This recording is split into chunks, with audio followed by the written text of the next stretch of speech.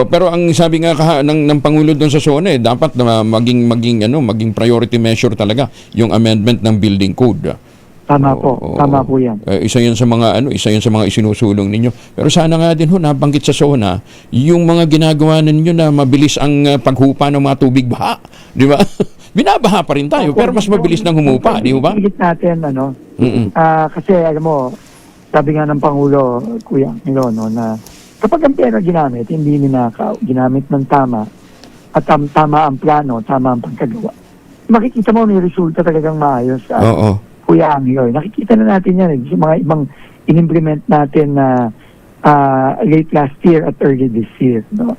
Na meron talagang magandang epekto. Pero kailangan gawin natin sa buong bansa. No? Metro Manila, kundi sa iba't ibang lugar. No?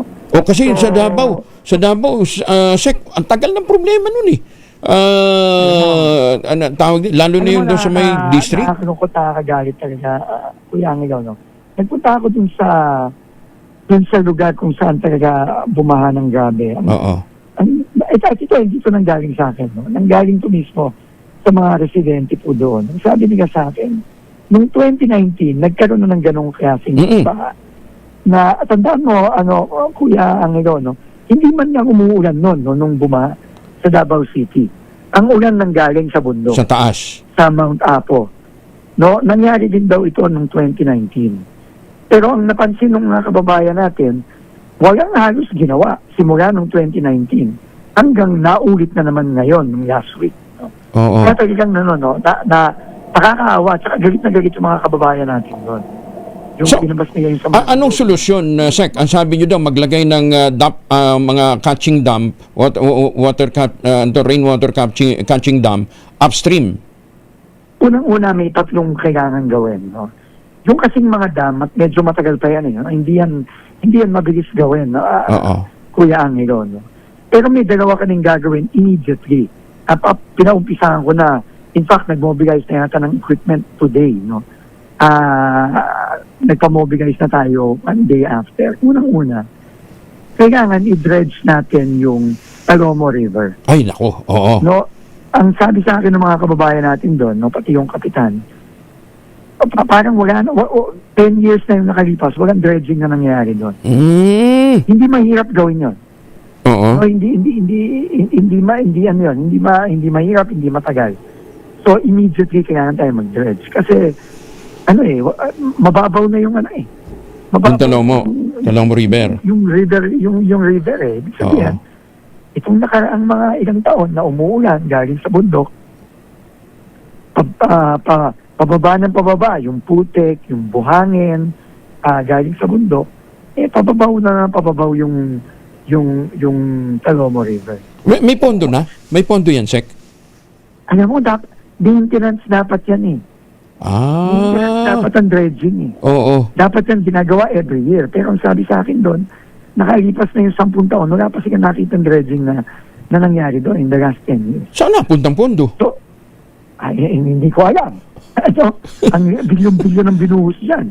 Wow. So, hindi ko alam. So, pero aabot din naman tayo doon. Aabot din tayo doon. Titignan din natin kung saan napunta yung pondo dyan. Saka kung sino ang dapat mag-vote. Pero, kailangan umaksyon muna tayo. Hindi umaksyon ng mahigit 10 taon eh. Kailangan So, unang-una yun. Kailangan tayo mag-dredge. Ikalawa, meron akong napansin doon na merong dike na mas mataas dun sa isang portion ng community at mas mababa dun sa isang portion. Pinakita sa akin yun mismo ng mga residente, kaya medyo naglakad ako ng malayo-layo na. Hindi pupunta sa community yung tubig na nanggaling dun sa mataas na dike. Lalabas. Hindi. Oo. Kaya nga, tinanong ko dun po ba dun sa area na mataas ang dike, kumusta yung damage? So, sinabi sa akin mismo ng mga residente na hindi masyadong naapektuhan yung area na mataas yung dike. So sabi ko, bakit hindi ito tinuloy na same na height? Bakit merong mataas, merong mababa? So hindi din makasagot sa akin yung district engineer. So yun, pinapagawa na rin natin. Yun, kayang gawin yun ng mabilis. Pero ang nakakalungkot, bakit hindi ginawa after na bumaha ng matindi doon noong 2019 onward. Hinintay pang may mangyari At uli. ikatlo, yung sinasabi mo na merong master plan kasi ng 2023 na hindi na-implement pa. Kasama doon yung mga detention basin sa upstream, tsaka mga dam, no? Kasi tayo magaling ng mga dam eh. No, so yun, pinapa-disenyo na natin, pinapagawa na natin yung plano para ma-implement na ng mas mabilis. Magkano yun? Magkano yun, Sec? Hindi ko pa alam kasi wala pang plano. Wala pang plano, Kuya Angel. Okay. So, pero yan, medyo mas matagal yan ng konti. Oo. Pero meron na tayong magagawang immediately at dapat magawa na yun agad-agad. Oo. Balikan ko po ang bangkal sa Southern District. Sa Talomo, oo. Kailan nyo ba balikan? After 1 month? Ito, magmo-mobilize na kami today. Okay. Siguro sa mga susunod na linggo, kapag meron ng progress tayo dyan, hindi naman kasi matagal yan gawin eh. Oo. So, yun ang pinangako ko sa mga residente natin doon. Ay, naku. Tutukan natin yan, balikan natin hanggat hindi maayos.